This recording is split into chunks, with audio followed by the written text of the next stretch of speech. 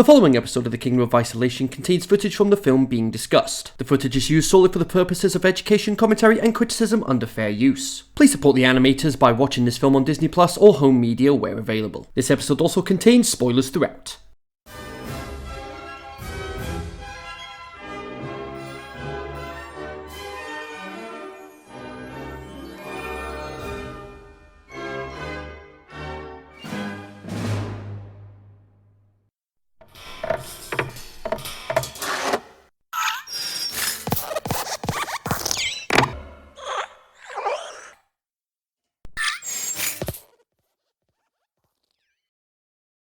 Hello, my fellow Pixar fans, and welcome to the Kingdom of Isolation, where in times of trouble, why not celebrate the magic of Pixar?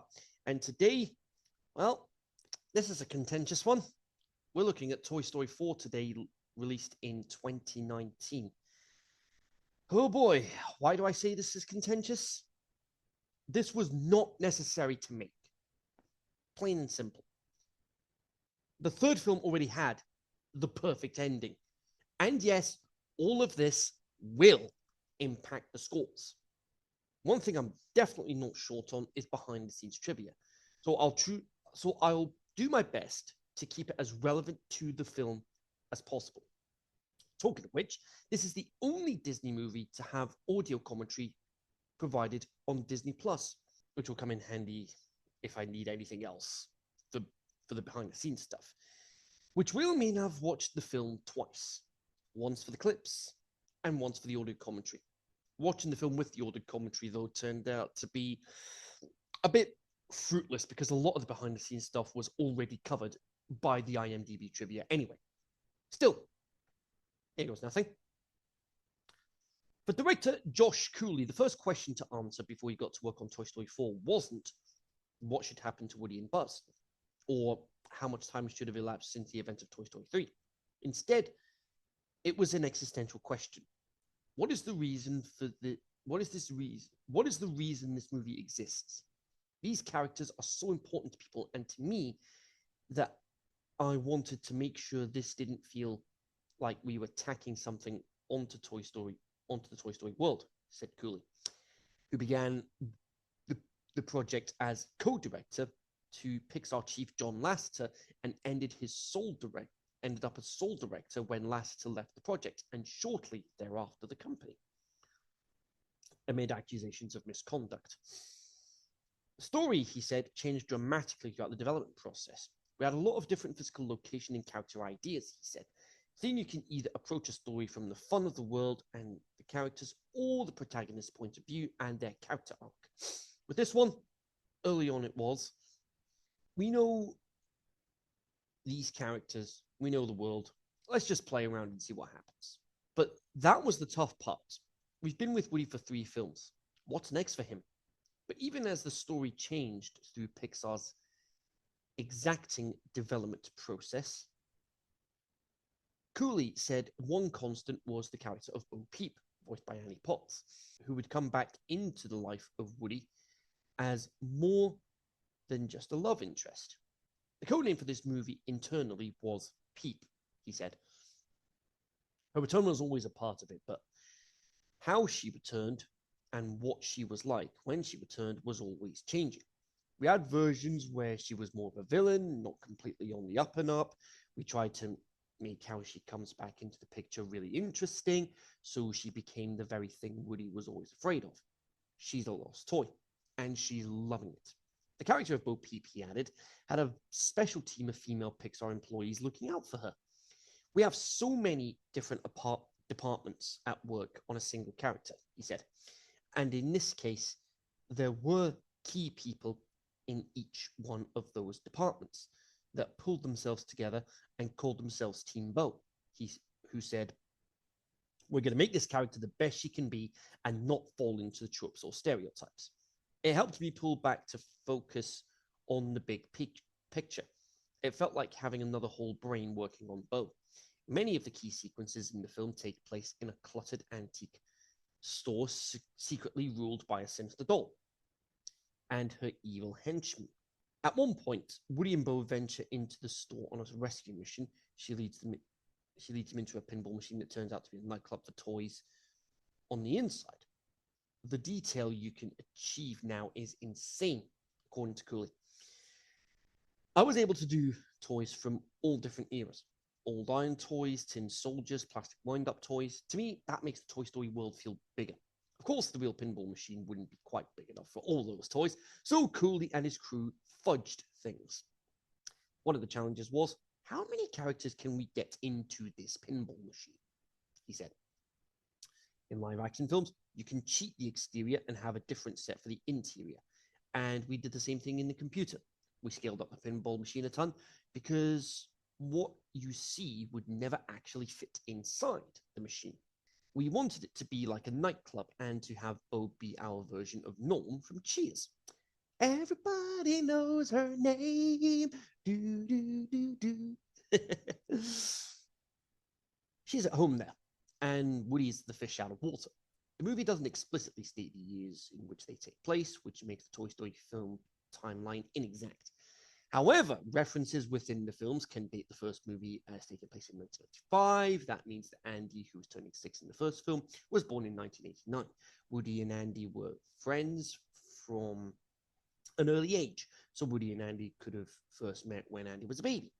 Even then, however, Woody is a lot older than Andy. In Toy Story 2, Woody learned that he is a collectible toy based on the 50s television show Woody's Roundup, along with Jessie the Cowgirl, Bullseye the Horse, and Sticky Pete the Prospector. Woody is part of a limited edition set of toys that are rare enough to be sold to a Japanese museum. The black and white aesthetic always suggested the 50s, and this is confirmed in Toy Story 4 by Gabby Gammy. As a result, Woody would have lived 30 to 40 years of his life before meeting Andy.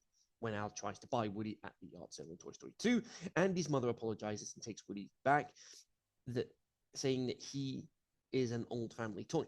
Andy is only around 8 years old in Toy Story 2, and as his mother identifies Woody as a family toy rather than her son's toy, that seems to signal that Woody has been in the family's possession longer than Andy has been alive. In Toy Story 2, Woody remarks, "A record player. I haven't seen one of these in ages." It's unlikely that Andy would have had a record player in the 1990s, so this would indicate that Woody does have memories of his life before. It's likely that Woody was owned by one of Andy's parents when they were children. Some fan theories go deep into Andy's missing father and hinge on the idea that Woody once belonged to him. Because Woody associates Woody with his father, he is all the more attached to the toy. John Lasseter has said that Pixar would only make a fourth film if it was just as good or better than the previous 3 films in the franchise, saying, "We don't want to do anything with these characters unless it lives up to or surpasses what's gone before." Tim Allen signed on for a 4th film even before it was announced, and Tom Hanks was all for it as well. No joke. Look, no joke. I'm sitting here with so much IMDb trivia. I'm trying to find the most relevant things to put in here. When asked if the 4th iteration in the Pixar series would be its last, Tim Allen played coy, but made a striking film comparison to another long-running franchise that may have likely had its own culmination. I can't give that away. There's very little to suggest that this exists, at the very least. Part of a much bigger world, Allen explained. It reminds me of the Avengers movies. There are not only offshoots of characters that have simultaneous stories, but the world itself got much bigger. My sense is it's done. My creative side says at the same time, things end, there's a new beginning, and I would find it difficult not to just continue. Josh Cooley admitted that when it came to approaching a 4th installment, we had the same question everybody else has right now. "I thought you guys were done, but we had those questions 5 years ago when we started. We love the end of Toy Story 3 and feel like that's the completion of Woody and Andy's story. But there was more Woody story to tell. Pixar initially had no plans to do a 4th film in the franchise, with Toy Story 3 having been intent on being a closing point to the franchise, with Andy saying goodbye to his toys. But after the film was a huge success, it prompted Pixar to continue the franchise following the toys' new life at Bonnie's with short films and TV specials, followed by the announcement of an eventual 4th film in late 2014. They should have just left it at 3. Is Toy Story 4 really the end? According to the producers, yes, at least for Woody. We see Toy Story 3 as the end of Woody's time with Andy, and we really see this as the completion of Woody's arc and the story of Buzz and Woody, said Toy Story 4 producer Mark Nielsen. Producer Jonas Rivera joked that they never say never at Pixar. But at least right now, the team behind the film considers Toy Story 4 to be the last Toy Story movie. This was the last chapter, and as filmmakers, to be honest, we feel satisfied that this is where you can end it. Now there's an implied future to all these films, and we never say never at Pixar. But as storytellers, we're satisfied with this as the closing of the chapter. John Lasseter pulled in Rashida Jones and Will McCormack as writers after seeing their film Celeste and Jessie Forever. Lasseter also wanted a strong female voice for the writing. Was originally going to be directed by John Lasseter until 2017, when it was decided the last film of the franchise in which Josh Cooley has taken over due to difficulties Lasseter had been facing directing the film, while at the same time being CEO of all animation studios at Disney, though Lasseter remained an executive producer. Part of the magic of Toy Story movies is getting to view the world from a toy's perspective. Toy Story has a caricatured world where everything is designed from the toy's point of view.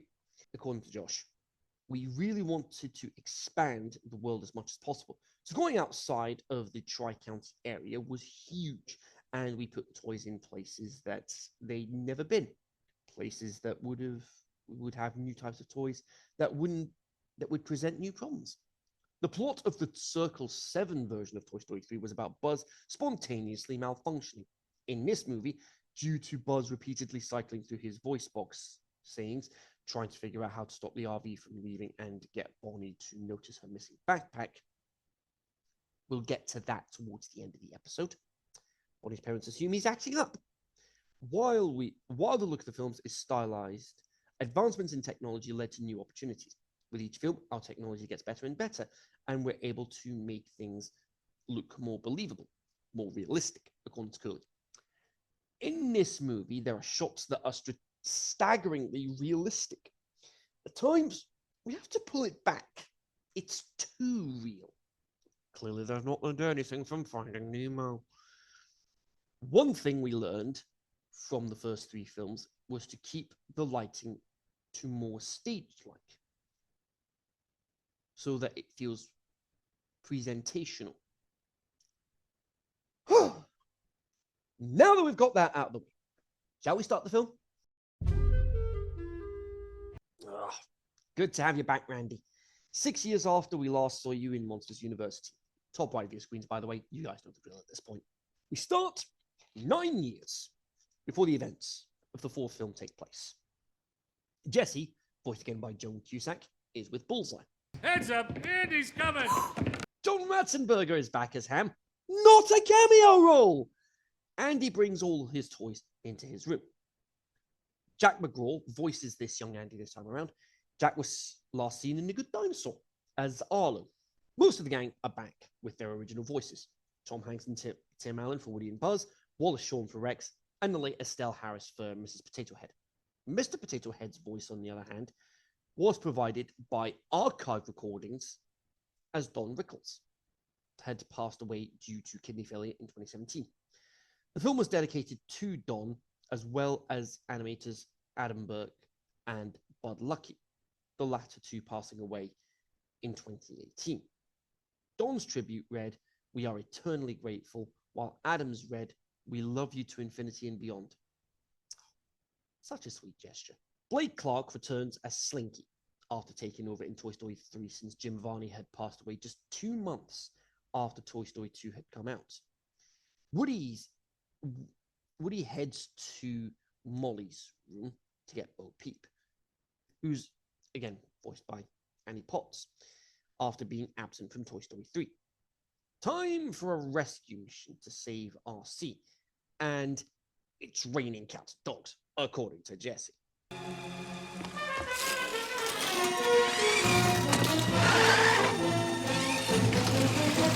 Hang on, RC! Now, I really don't like being critical regarding movie soundtracks, but this is a major issue I have here.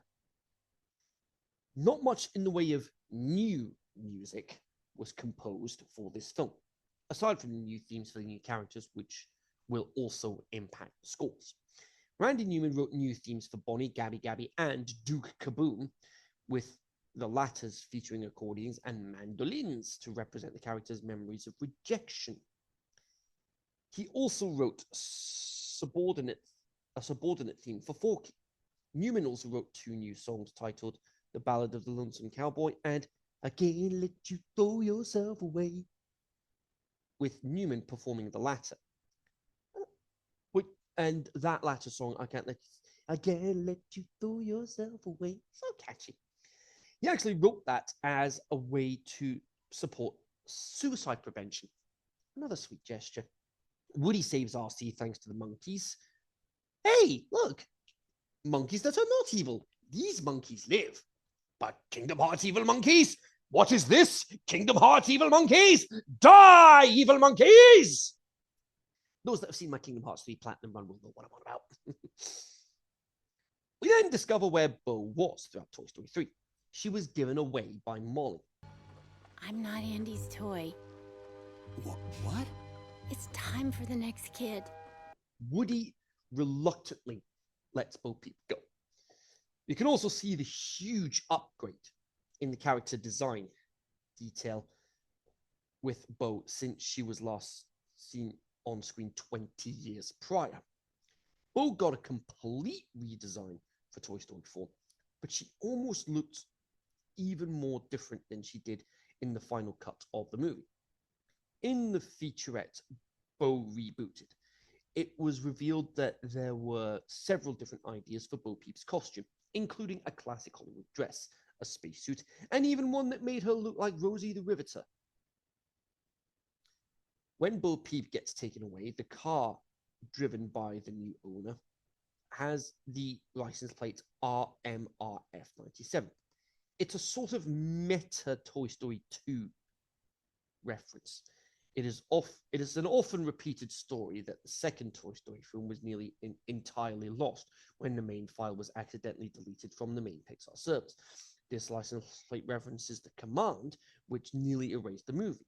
The Unix command rm with rm-rf, standing for removing all files recursively in a given directory and without confirmation.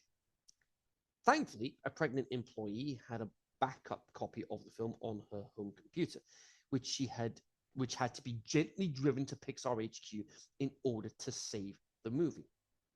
There's also a video on cutscene on the real story behind this famous story. And it's not pleasant because that employee got let go from Pixar not too long ago. She saved Toy Story 2. And that version that got saved ended up being reworked and deleted anyway. Anyway, montage time, and you all know what that means.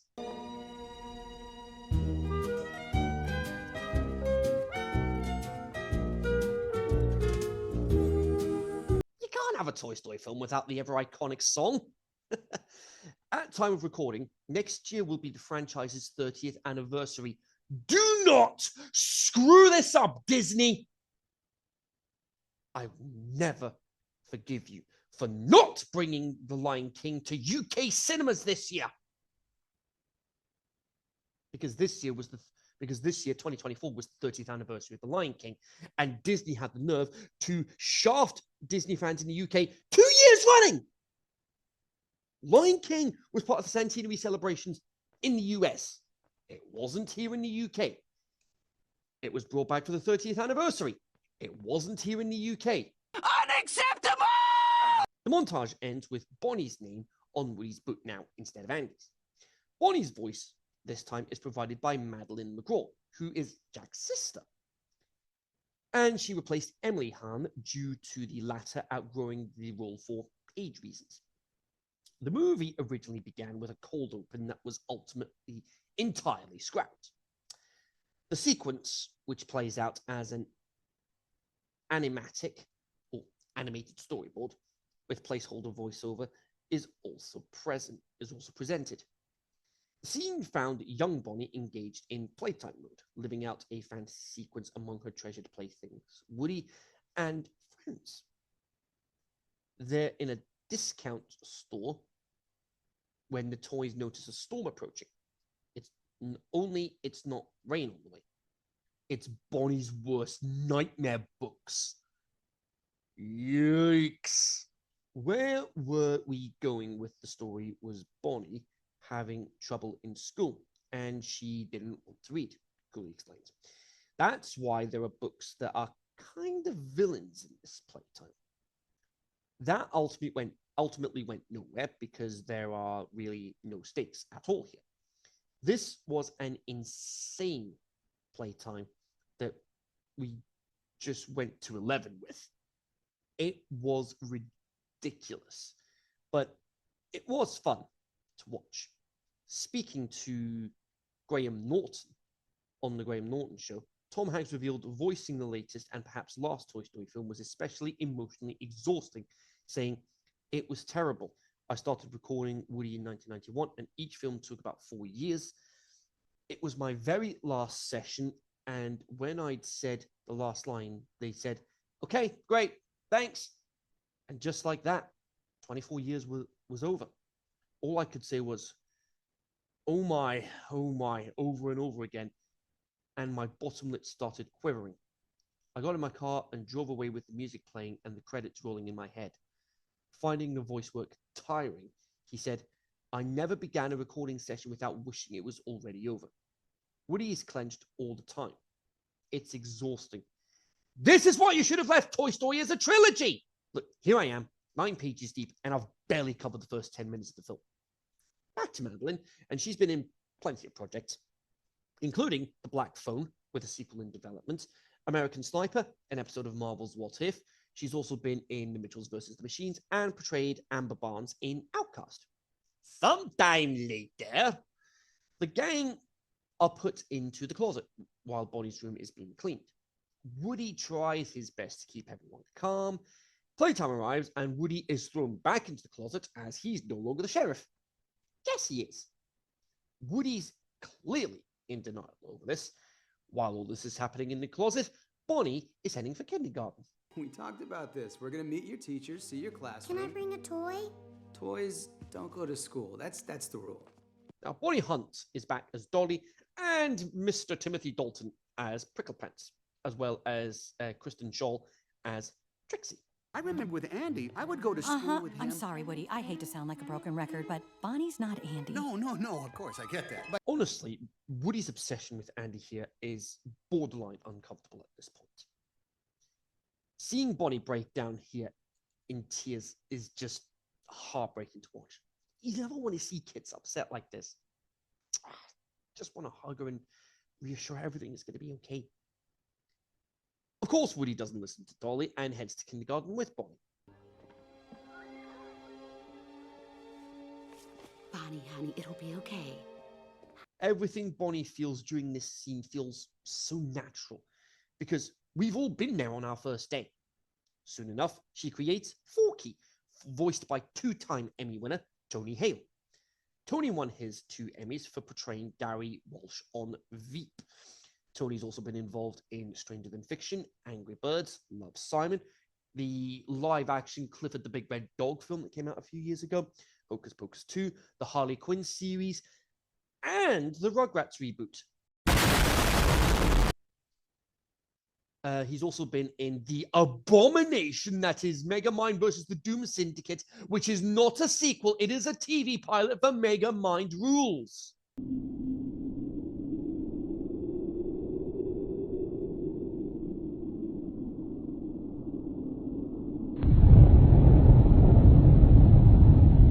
Tony is also the current voice of Fear in the Inside Out franchise, taking over from Bill Hader, which we'll get into when we get to the Inside Out 2 episode. Mom, Dad, look what I made. His name is Forky. Oh, wow! That is so cool. I finished kindergarten. Oh, if only it were that simple. When asked, what was the process of finding the character's voice for Forky, Tony Hale revealed, "It doesn't hurt that most of the characters I play are pretty confused. They're all lost and haven't found their place in the world. Forky is no exception. His understanding of his purpose is that he's made to eat food and then go into the trash. And it's Woody that says, no, you have a bigger purpose. If you think about that, it's a beautiful statement. The filmmakers and I talked a lot about Forky's aimlessness and how new everything is to him. He doesn't know anything about being a toy and all the rules of that world. When asked to voice Forky, Tony Hale said, "Are utensils existential crisis? I'm in." Tony Hale started recording his voice of Forky in the summer of 2017. It's weird because they ask you and you say, of course.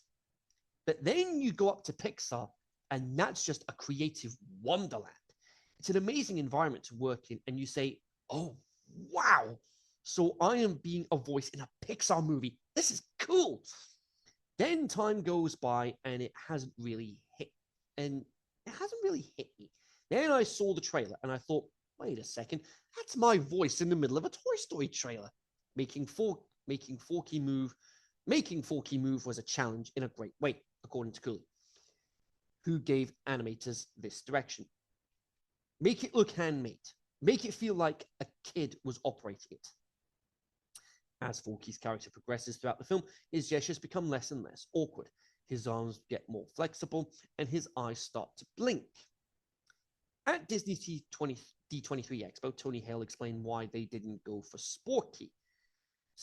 Because Bonnie the little girl made him, and I don't think she knew what a spork was, said Hale, who appeared at D23 to promote the upcoming short film series Forky Asks a Question on the new streaming platform Disney+. D23 2019, got it. She only knew forks, so she said Forky. But that created a little bit of an existential crisis for him, because he was like, hey guys, I'm a spork. So let's just get to that base. It leads to the question, when does the average person discover the magical, underappreciated hybrid utensil known as the spork? She was in kindergarten, so she was like, this is obviously a fork. Hale said, studio animator Claudio de Oliveira says his best method for understanding Forky and the movements of the toy's materials was to make his own Forky and play with it, and his children at home. I went back to my memory of being a kid and sometimes making my own toys. De Oliveira says you have a different connection to the toy just by making it. Though Target and other retailers sell ready-made Forky toys, he encourages Toy Story fans to craft their own and get personal, tactile experiences with the character. All you need is a spork or plastic spoon with scissors to cut it into a spork. Yeah, it should be easy enough. Pipe cleaner, glue, putty or clay, a popsicle stick, and googly eyes. Originally, Forky was to be called Forkface, as suggested by director Josh Cooley's young son, but Cooley rejected it as he knew Pixar would think it is obscene for kids. 3 guesses as to why. Sporky was also considered, but Cooley decided against it as he found out that not many children are familiar with the name and slang. In some instances, the animation was stretched to its limit. The antique shop, which we'll get to later, that provides the setting for the encounters with Gabby Gabby, for example, required Pixar's proprietary rendering software RenderMan and its global illumination plugin to track myriad reflections from rows of glass cabinets and thousands of reflective objects, using huge amounts of computing power and a significant chunk of the film's reported $200 million budget. When you have that much glass, it really makes the computer choke up, says Cooley. At the beginning, we didn't know if anything an antique store would be possible. If having an antique store would be possible. So we had to do some tests early on to see if we could make the movie. In other instances, a rainstorm, for example, and the character of Forky, the technology had to be used sparingly. in order to maintain the franchise's visual feel. Strangely, that was our technical challenge, says Rivera. It was almost like managing the technology back a little bit.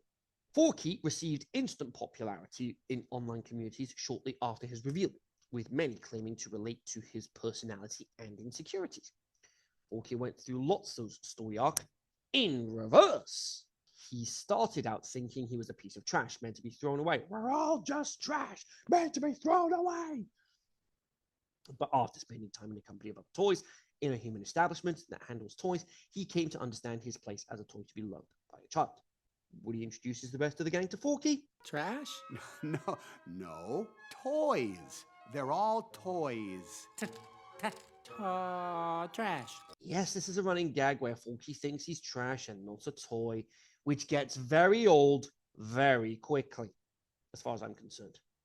Bonnie and her family are heading on their road trip. We'll just be stuck in an RV. He can't get far. I got this. Are you sure about that? Montage to the first of 2 songs Randy wrote for the film. I can't let you throw yourself away. It's so catchy. I'm focusing more on the enjoyable music here rather than the already tiring gag of Forky trying to get into the trash. I don't want to be a toy! Well, you are Forky. Deal with it. I know you weren't around when Andy was little, but I don't remember it being this hard. Oz offers to take the next watch, but Woody declines, eventually leading to... I am not a toy. I'm a spork. Be quiet. I was made for soup, salad, maybe chili, and then the trash. I'm litter. Freedom! Okay, Forky, you want to be trash? Fine. You're the worst character in this film.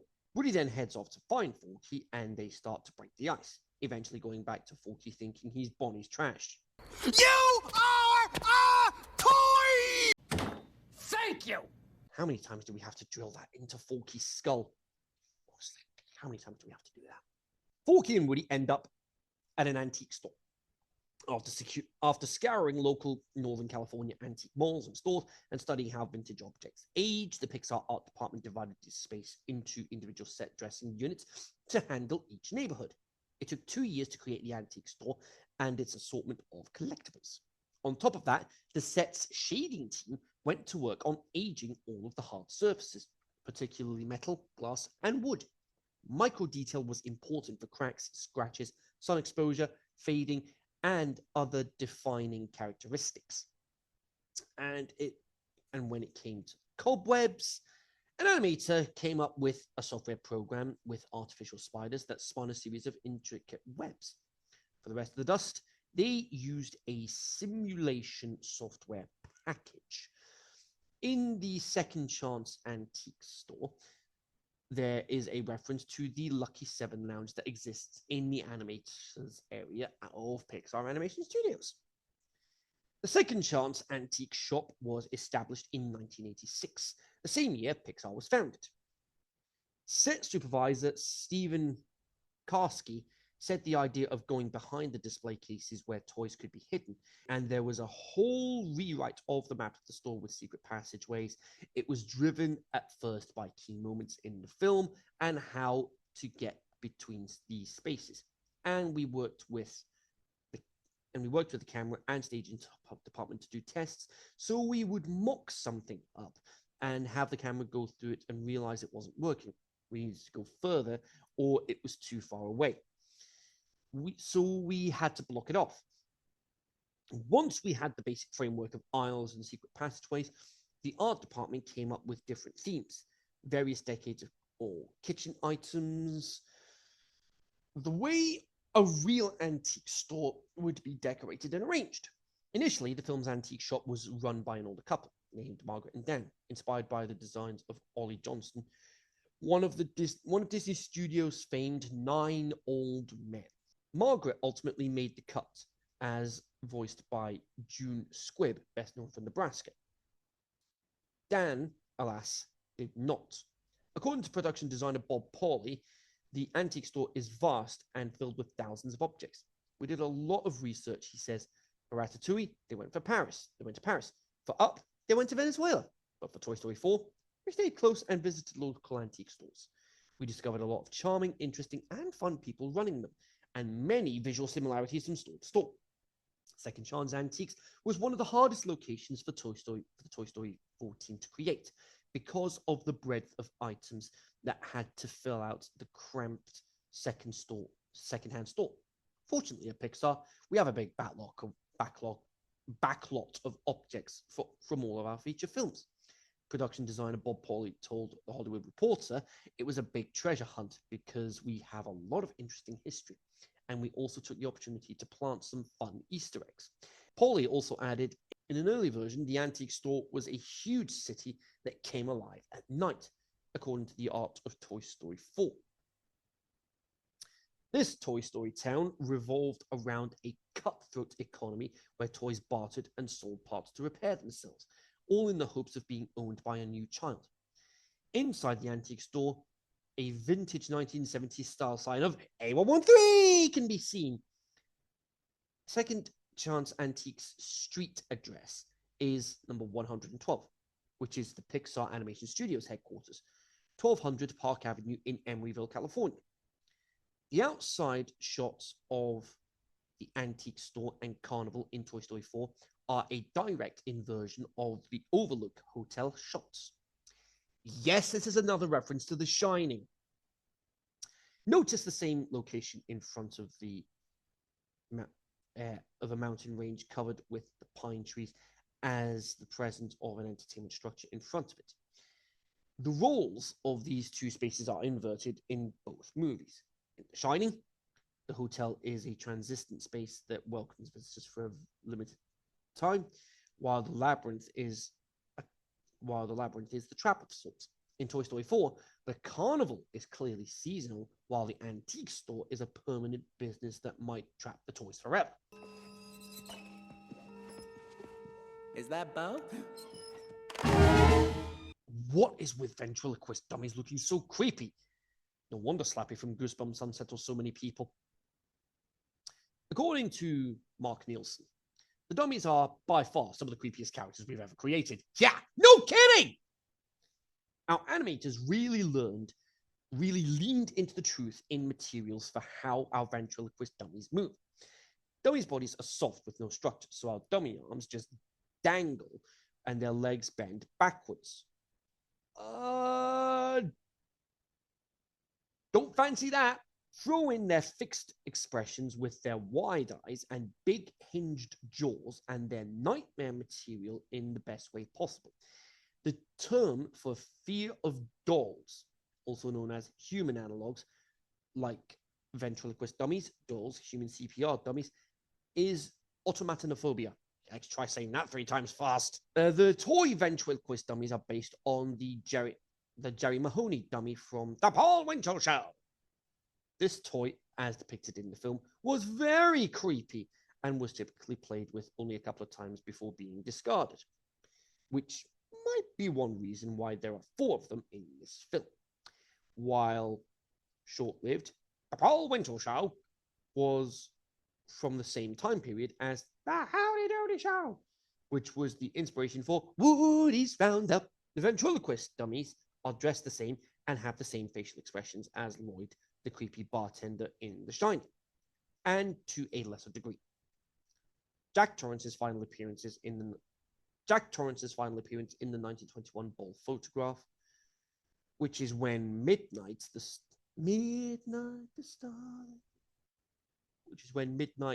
Stars and You play. Again, the color scheme is reversed. Lloyd wore a black tie and a red jacket, and the Bensons wore a red tie and a black jacket. The animators played with and studied ventriloquist dummies so the movements of the Bensons were accurate. Hey, howdy. Hey there. Sorry to bother you, but... Why, you're not a bother at all. That's Gabby Gabby, voiced by Christina Hendricks. Christina has a wide range on her resume, including 6 Emmy nominations for her role as Joan Harris on Mad Men. Surprisingly, not winning at all. Who did she lose to on all 6 occasions? Archie Panjabi in The Good Wife, Margot Martindale in Justified, the late Dame Maggie Smith in Downton Abbey, Anna Gunn twice in Breaking Bad, and Uzo Abuda in Orange is the New Black. Christina's got a Studio Ghibli film under her belt as well, with the English dub of From Up on Poppy Hill, and was Officer Jafe in Scoob, which is sort of like an animated prequel for the Scooby-Doo franchise, how Shaggy and Scooby met. Gabby wants to take Woody and Forky to Bo Peep, revealing she has an issue with her voice box and wants Woody instead. Don't worry, we'll take you where no one will see us. Oh, no, we can't stay. Yes, you can.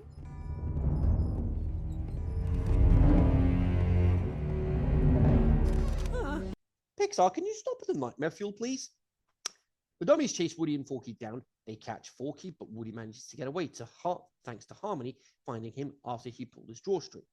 Gabby Gabby is a nod to the popular Chatty Cathy dolls of the early to mid 1960s. Christina Hendricks and her character Gabby Gabby share an affinity for the dummies, she explained. The funny thing is that I always wanted a ventriloquist doll, but I had no intention of being a ventriloquist. I just liked the doll, and that he was fancy and wore a black tie, the monocle. I was just like, this guy is a class act. I just liked his whole look. I liked the idea of it. I liked the monocle, so I wanted it my whole life, and I never got it. So now as an adult, I have it, and it's in my house. So when I went to my office and they would show me, I was like, but I have that doll in my house. They were like, that is really weird. Hendricks says there was no hesitation on her part for taking the part, and that Pixar came armed with all the details she would need for her character. I said yes immediately. I think they sent me like a brief character description, and then they sent me a picture of her. And as soon as I saw the picture, I was like, this is awesome. Gabby Gabby's problem in the film was that she was a defective toy right out of the package. Her voice box has never worked right, and she's only ever wanted to bring joy to a child like every other toy, and she'll do whatever she needs to get that attention. For her speaking voice, though, there weren't any sinister influences for Hendrix. Her whole thing is that she's like, hi, I'm Gabby Gabby, because we can all remember those toys where you pull the string and it says the same thing over and over and over again. And they're always joyful. It's the happy voice because they're supposed to be friends with a child. So we just sort of took that, I'm always happy, and just used that as the inspiration. Gabby's lair was also an important setting. She lives comfortably in a large rosewood cabinet with windows from top to bottom and a tower on top. We built her home with multiple layers and props, said Rosie Cole, who was the set's technical director. We gave her a sewing kit and a throne that she sits on, overseeing the front of the store. It resembles a fancy apartment building and is very purposely situated in the center of the store so that she can see everything. So play nice. Karski also added, we made it very dangerous for any of the toys to be traveling in the store because Gabby and the ventriloquist dummies who live on top have complete control of the whole store. Gabby Gabby was conceived, according to the film's director Josh Cooley, as a direct shout-out to a classic episode of The Twilight Zone. But this isn't actually the first time the Toy Story franchise has featured a connection to the classic sci-fi anthology show, with one particular episode anticipating one of the main ideas behind Toy Story. Fans have noticed these parallels before, which has leading to the long gestating, however you pronounce it, fan theory that Toy Story actually takes place in the Twilight Zone. Ooh, that's a fan theory I've not heard before. Huh. Of course, we all know the fan theory of every Pixar film being connected to the same universe, which is why you have all the A113s, you have all the Pizza Planet trucks, you have all the teases for the upcoming Pixar films. 5 Characters in Search of an Exit premiered in December of 1961. It focused on 5 people: a soldier, a clown, a ballerina, a bagpiper, and a hobo. Really can't be using that in this day and age. All 5 awake inside a large cylindrical and featureless room. None of them can remember where they were before they awoke. They also seem to be functionally immortal with no need for food or water. Confused by their predicament, the soldier rallies the group into trying to escape. With all their help, the soldier manages to get out of the top of the room.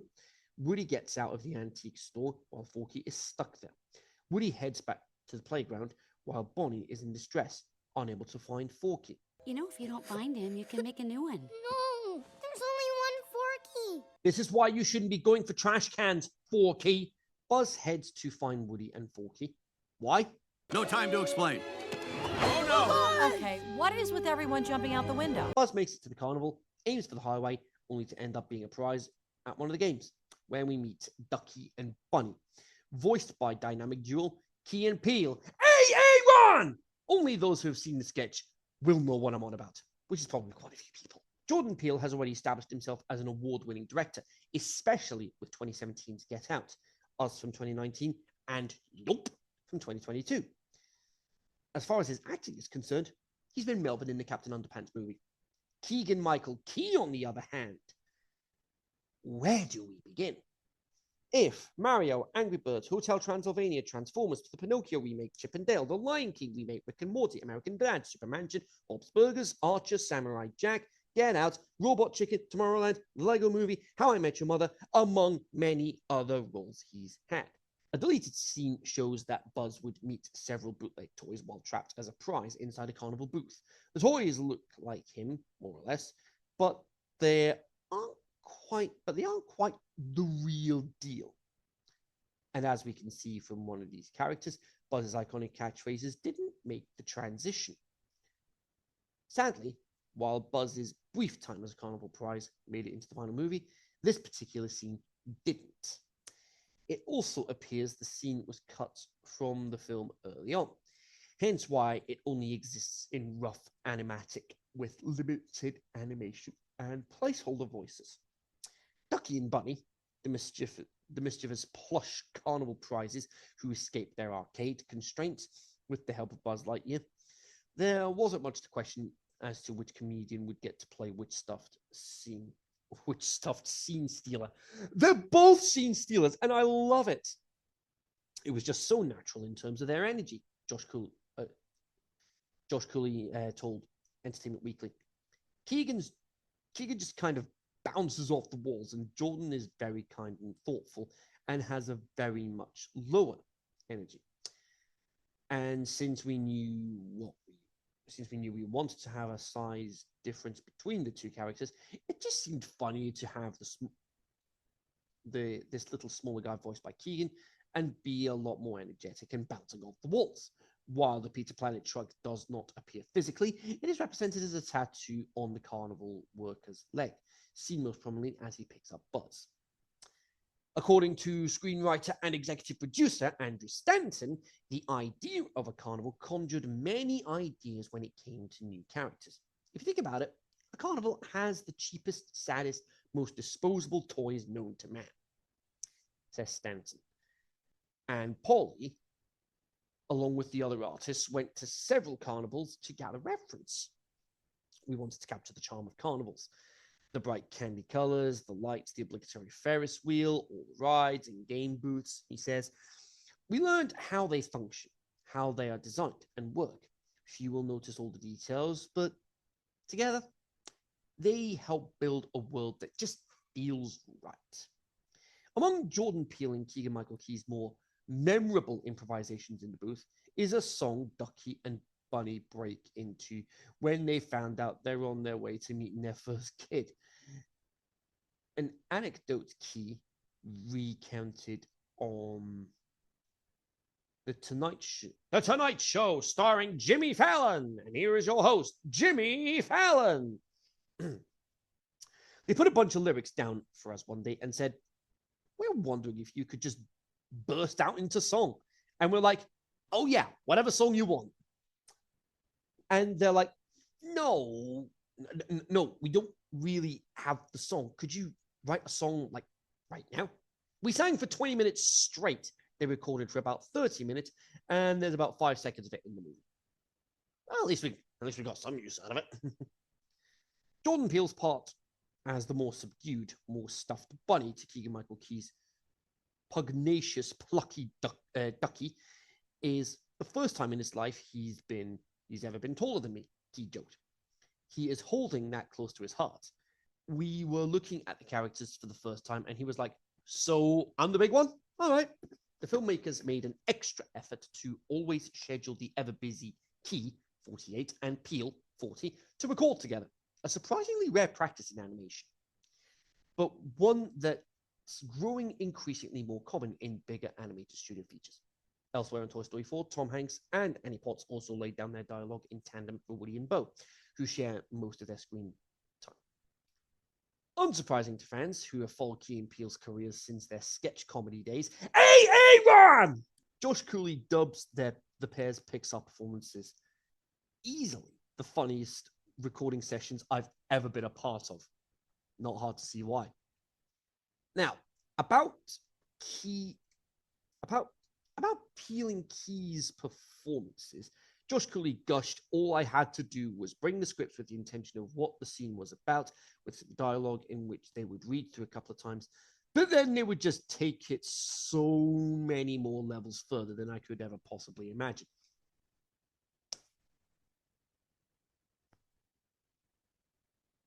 And herein lies the issue with casting comedians as voices in films.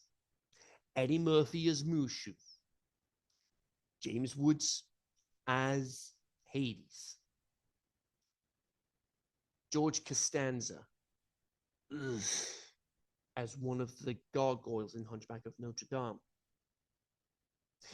Rowan Atkinson as Zazu, and then you've got the late, great Robin Williams as the genie. You have comedians who can improvise on the fly, causing you to spend more time making the animation. But the thing that was so great was that they weren't just being funny for funny's sake. Those improvised lines cemented the characters' worldviews, if you will. Every single thing they said was in character and on point for the story. And that's a talent in and of itself. That's how it's done. That's how you should be doing it. It was so hard not to ruin the takes with laughter. I would have lost it every time if I was in that recording booth.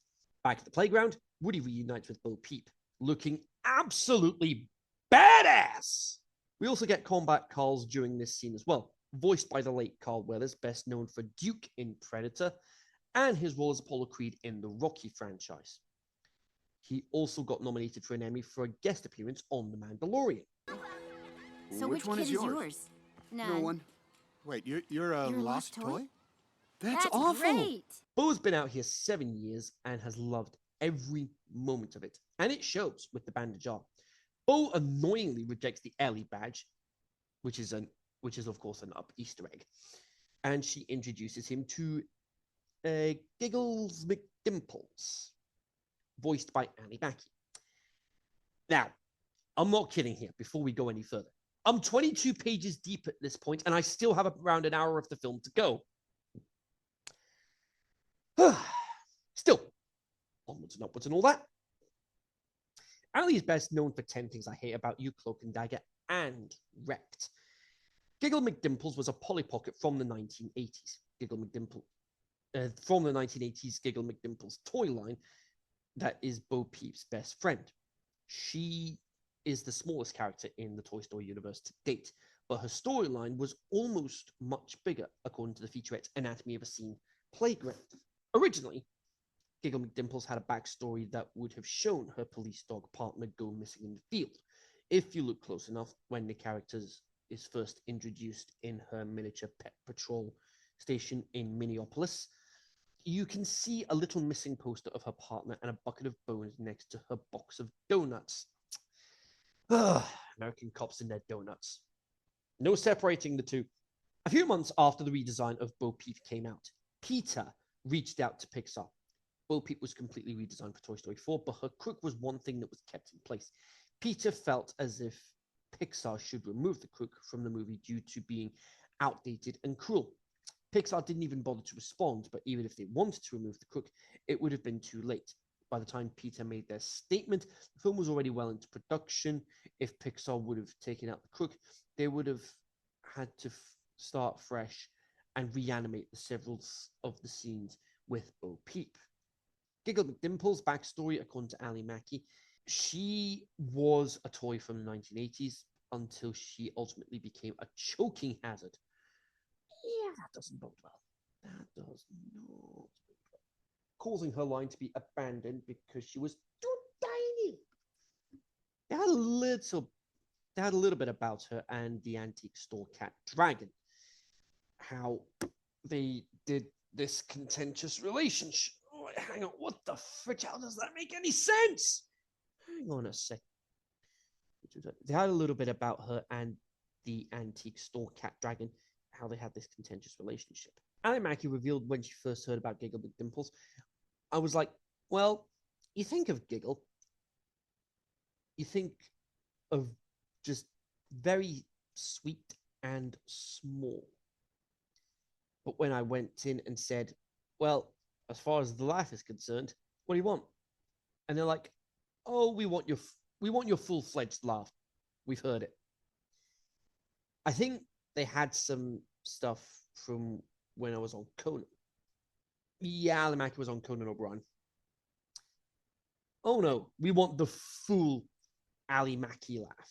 I was like, okay, great. I can do that. I can do that for you. Throughout the years, we've done like 100 different versions of laughs. There's something called the VOC sheet, which is basically a list of different vocalizations that you would need so they can pull from it any time.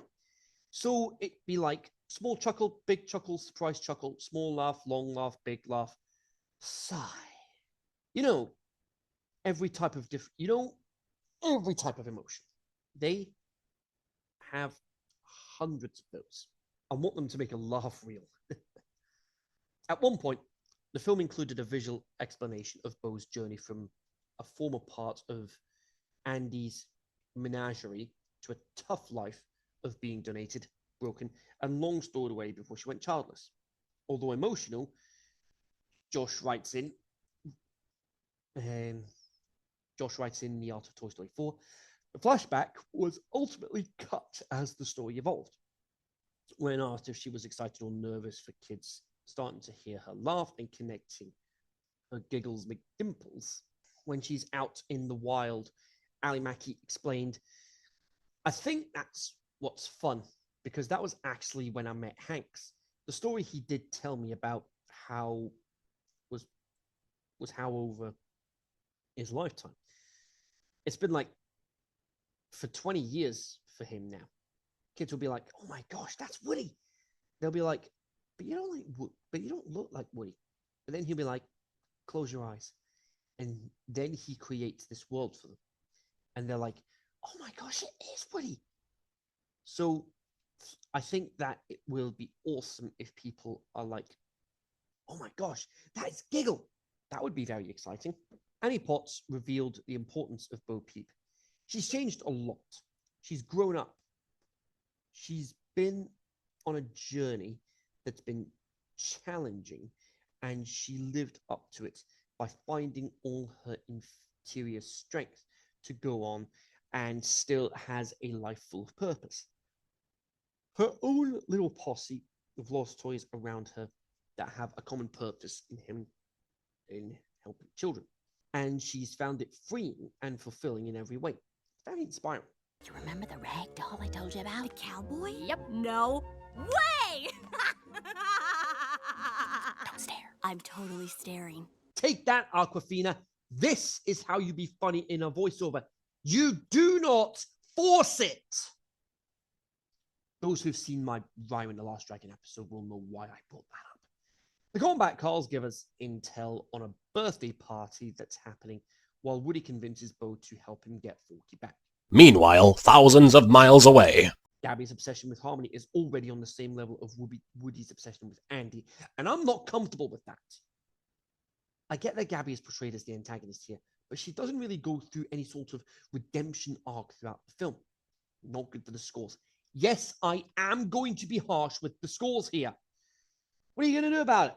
I really hate being critical, but when I do, I have my reasons. Back at the carnival. Hey, up here, Astro Boy. If you think you can just show up and take our top prize spot, you're wrong. Dead wrong.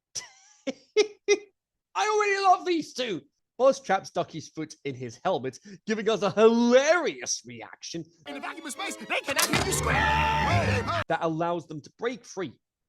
Too bad Ducky and Bunny are stuck together. Antique store, here we come. Well, why do you ride around in a skunk? Oh, I get it. Smart. Yeah, that's why. Eat your heart out, Pepe Le Pew.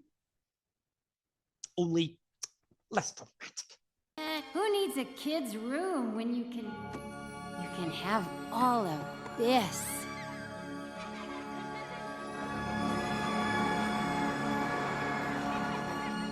Now, that's a view to be proud of.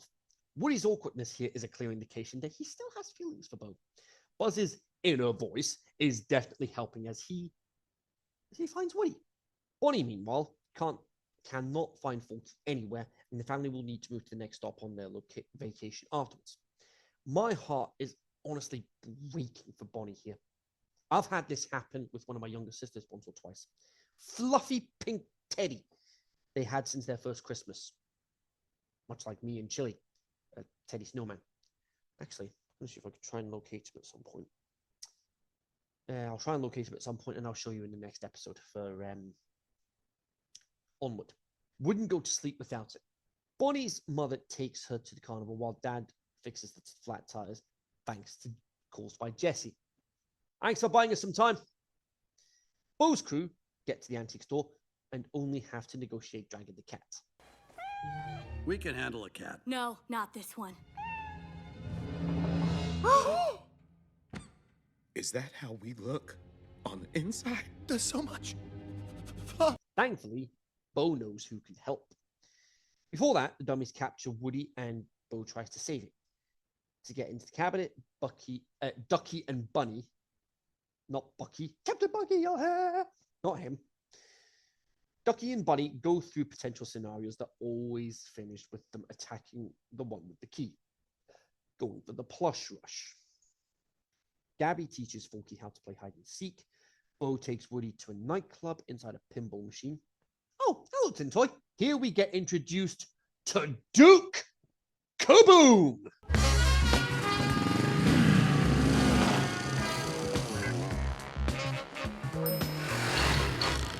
Look who jumped 40 school buses and landed back into my life. Now that's how you make an entrance. Keanu Reeves is the absolute legend voicing this homage to Evel Knievel, which did end up getting a lawsuit from the Evel Knievel estate, only for the case to be dropped. Duke was teased in Incredibles 2 by being in Jack Black's crib, which then begs the question, how does Toy Story 4 tease Onward? We'll find out during the end credits. Keanu Reeves fell in love with his character because he is both brave and vulnerable. I like his heart. I like the warmth of the character. I like that he's brave and vulnerable. Part of the joke of Duke Kaboom's character is that while he is designed to be a fearless daredevil, he's actually quite emotional. The time he was rejected by a child still weighs on him heavily, and his confidence is severely weakened because of it. At the same time, when the chips are down, Duke Kaboom comes to the rescue a couple of times, in fact. And in the special features for the Toy Story 4 Blu-ray, Keanu Reeves says this combination is what he's like so much about the character. Keanu Reeves says this combination is what he likes so much about the character. Part of the reason that Duke Kaboom may have resonated with Keanu Reeves is that the actor actually had a hand in creating the type of character that Duke became. Apparently, there wasn't much drawn of Duke Kaboom beyond a few different posed shots when Reeves was first coming on board. And Reeves was the one who made those poses as part of the character. I don't know what it was, but I instantly connected with Duke Kaboom. You know, like, I felt like that his physicality was important, so I wanted him to, like, even when he's talking to you, his like even he's doing stunts. He just can't help himself. Keanu Reeves said he was contacted out of the blue by Pixar for the role, seeking him to voice the part and letting him develop the role, develop his own riffs on the character. Scott Clark, the supervising animator on the film, said he was impressed with Reeves' performance. When we were in production for Duke Kaboom, Keanu Reeves came in.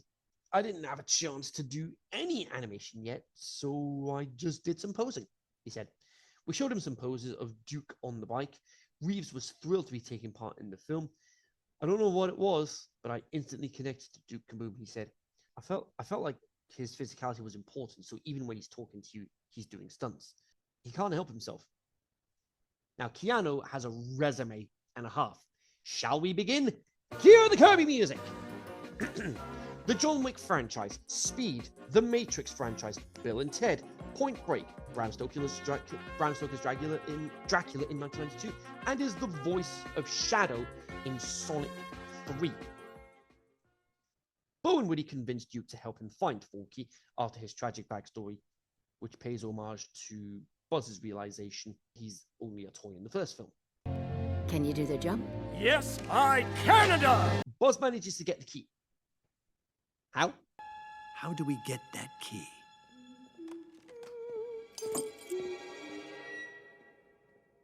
It was literally that easy. This rescue mission to save Forky has turned into Metal Gear Toy Story, with Bo becoming Solid Peep. Yeah. Will you look at that? For all the faults I've pointed out so far, one area that never disappoints is the animation, especially moments like this.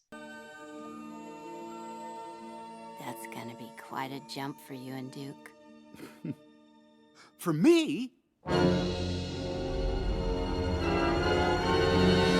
Well, someone has to hold the key. What's new, pussycat?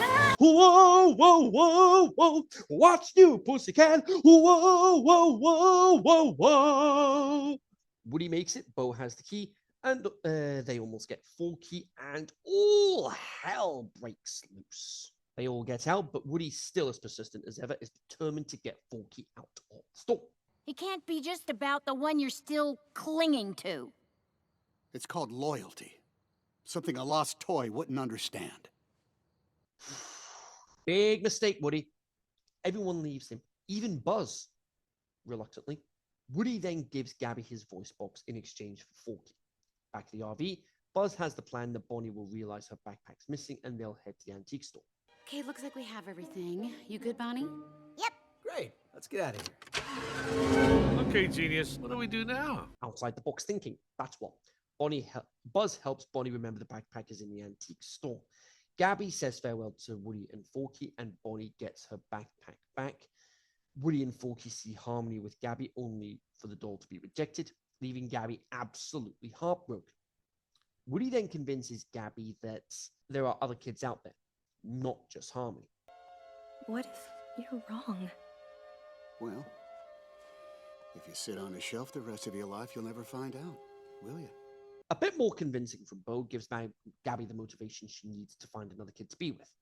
Duke makes the jump, backed by Randy's music and fireworks.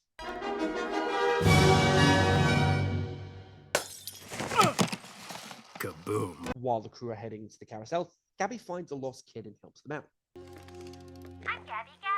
Will you be my friend? I'll help you. Something else you can guarantee with Pixar these days is these films can reduce you to tears. The kid's reunited with her parents. Meanwhile, Sir, will you please step out of the vehicle? Bonnie's parents have been stopped by the cops. Woody's almost back with Buzz and the gang when he decides to stay with Bo. Bonnie, we'll be okay. We get a very short reunion with Bo seeing everyone else one last time before the gang hug Woody one last time.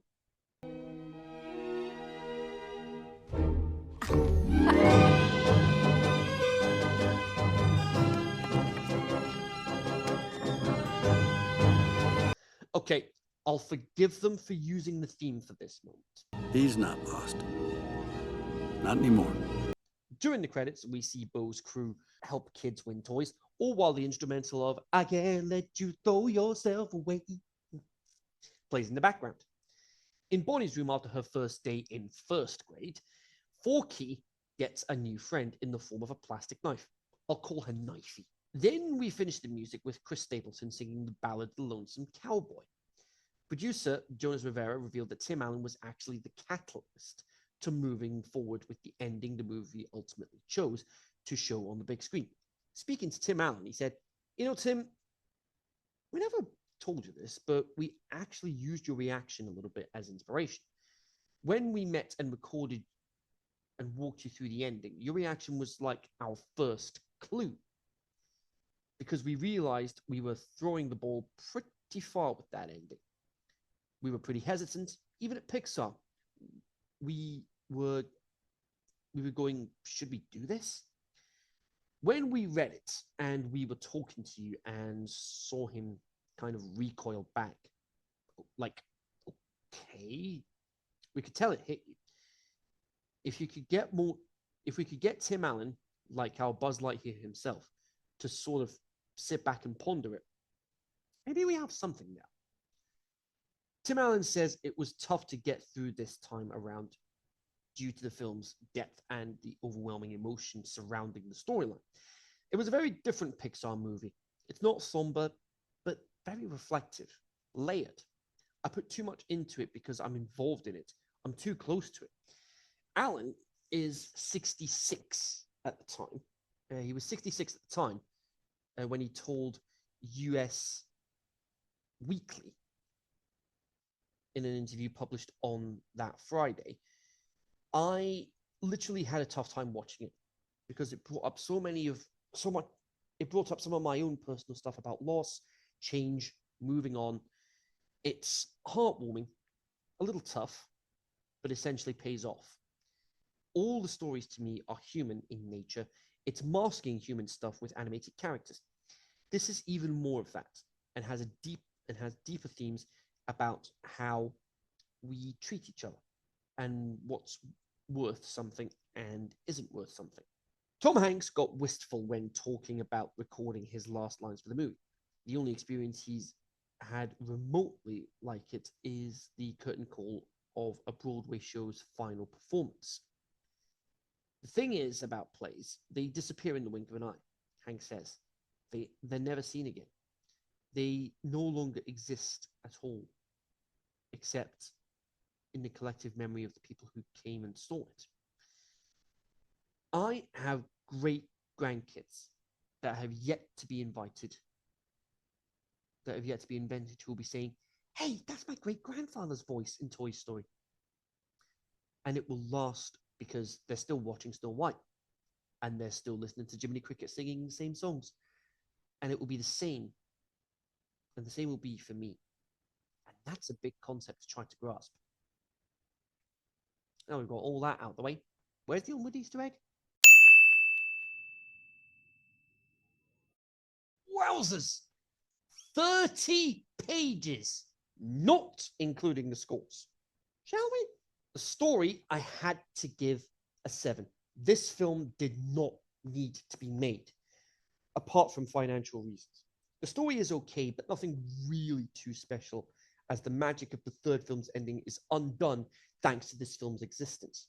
No wonder so many fans decided to pretend this and 5 are not canon events. The characters I had to give a 6, and I really hate being this critical.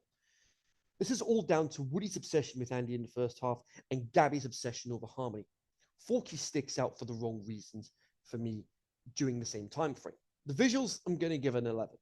I am not faulting the animation. The soundtrack gets a 7. It hurts giving the soundtrack a score like this, but it has to be done. A bit too much recycling from the previous films in terms of the music used, resulting in most of the new music being forgotten. Songs written for the film are good, especially I Can't Let You, I can't let you throw yourself away. The Legacy. I'm just going to get this out of the way. The Legacy gets a 6 here. Before I get into the usual box office, Rotten Tomatoes, etc., the fact that this was made after a perfect ending with 3 points were already taken off for that alone, and I've had to dock a further point because of the development of a 5th film that is on the way, scheduled for a 2026 release. Now to the usuals for this section. A $200 million budget with $1.074 billion at the box office, a 97% on Rotten Tomatoes, with consensus reading heartwarming, funny, and beautifully animated. Toy Story 4 manages the unlikely feat of extending and perhaps concluding a practically perfect animated saga. This consensus aged well. Accolades-wise, 2 Kids' Choice nominations and a Teen Choice nomination for Nickelodeon, losing out to... God damn it, Frozen 2! That was at the Kids' Choice Awards. And Spider-Man Far From Home won at the Teen Choice Awards. Missing Link beat Toy Story 4 at the Golden Globes. Klaus won at the Annies and the BAFTAs, despite Toy Story 4 getting 6 nominations at the former. The only major win for Toy Story 4 was, of course, Best Animated Film at the Oscars. An additional nomination for Best Original Song. 3 guesses as to what? I can't let you throw yourself away. Losing out to I'm Gonna Love Me Again from Rocketman, performed by Elton John and Taron Egerton, the latter portraying Elton John in the film. Controversy regarding a scene that shows a lesbian couple with a kid. I have no issue with it. Moments like this should not be controversial in this day and age. LGBT people deserve to be treated as normal people, nothing less. Lamp Life was a short released in 2020, revealing what happened with Bo between leaving and reuniting with Woody. An education series was released as well in the form of Forky Asks a Question, debuting on the launch day of Disney Plus on November 12th, 2019. So the overall score we get is 74%. I really didn't want to do all of this with this film, but I had to, because being brutally honest, it's an unnecessary sequel, and we have an even more unnecessary sequel coming in 2026. I have this show. I have The Kingdom of Isolation, so I'm contractually obligated to see Toy Story 5 when it comes out, and I will cover it on the show when it comes to Disney+. If you want to leave Toy Story after number 3, that's fine. I won't stop you. Personally, if I didn't have this show, I'll still watch it anyway. And if you still want to watch it anyway, that's also okay. But the thing is, where is Toy Story 4 on the scoreboard? Second to last. NANI? That's what happens when an unnecessary sequel is made. Points docked before we even start. So, 98 episodes down. 1 more to go, and then that'll be episode 99. And then we hit the big one, episode 100. Episode 100 being this year's Christmas special. I'm really going to need to do something to celebrate the first 100 episodes of The Kingdom of Isolation. I'm really going to need to do something regarding that. I don't know how I'm going to go about it, but I'll work something out. I always manage to. In the meantime, hope you enjoyed this episode looking at Toy Story 4. If you did, hit the thumbs up. And if you want to be part of the Kingdom of Isolation yourself, you can hit the subscribe button down at the bottom, click the bell, turn on notifications so you don't miss when an episode goes live on this channel. The next episode is going to lead us into the last film released before the pandemic, Onward. But until then, I'll see you guys next time in the Kingdom of Isolation.